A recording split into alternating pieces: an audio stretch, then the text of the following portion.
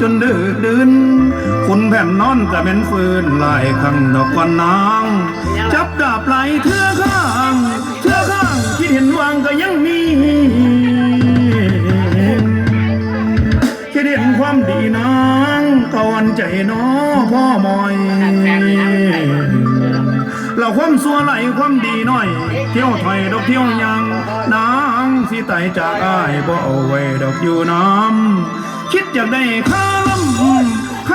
ลูกอยู่ดอกได้กันนั่นคือกูมัน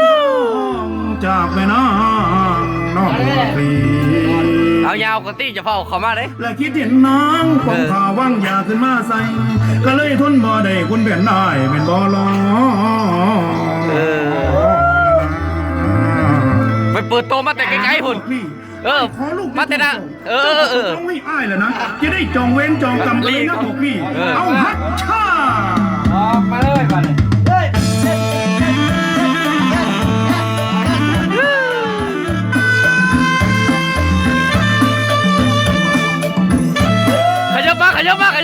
ขยับ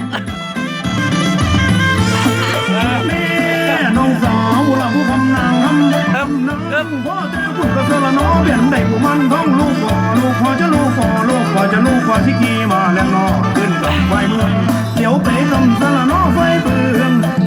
บ้านเก่ามันก็คิดไปเห็นคนพันสื่อมันสร้างที่ผู้บ้างไว้มอที่ขี่มาแล้วน้อไปข้าบ่อนั้นเมื่อหอดบ้านของท่านหัวแต่ที่จะมันเขียนข้อปาดลาเดียา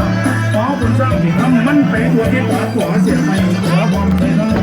ไปทำมาแน่จริงตายทำมาแน่จริงและอีกผู้หญิงเลยเจ๊ที่แก่พ่อเพื่อบ้านคนแฟนมีของดีมีเศษไปบนคนเล่ของนำบางฟันมีดาบแหลมคมแนวฝันนั่งเหนียวเพียงตาละไม่มีราคา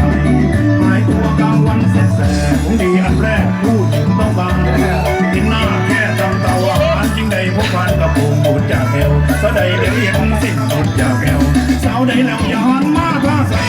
นี่ท่าใส่คุณเป็นยิ้มของไอ้สาวลงเดือดเศร้าเกิดมาเศร้าไหลหอดนั่งได้ผู้สาวไอ้แฮมใส่ปากเสียงมาคุณเป็นล่าได้คุยไปได้นั่งแต่ตันทำจากการละไม่ตอนบอกก็ได้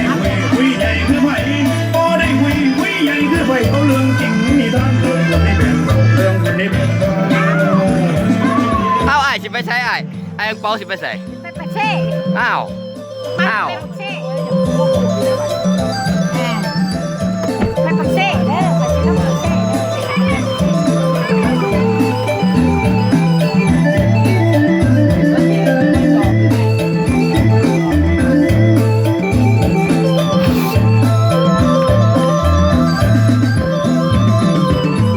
พอจะหูเข้าแจ้งเจ้าสิสั่งดอกว่ากัน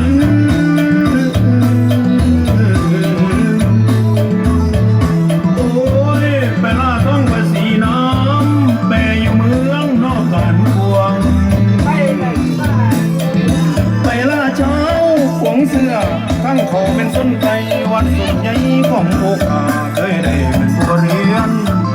ขันมามุดว่า